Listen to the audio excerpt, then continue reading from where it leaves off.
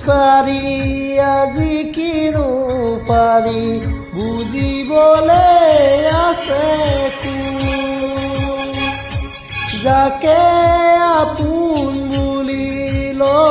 আঁকুৱালি সিয়ে আঁতৰিছোঁ কোনো নাই তোৰ কাষতে আজি আপোন বুলিবলে জনক অৰণ্যৰ মাজতো আছ অকলশৰে কোনো নাই তোৰ কাষতো আজি আপোন বুলিবলে জনক অৰণ্যৰ মাজতো আছ অকলশৰে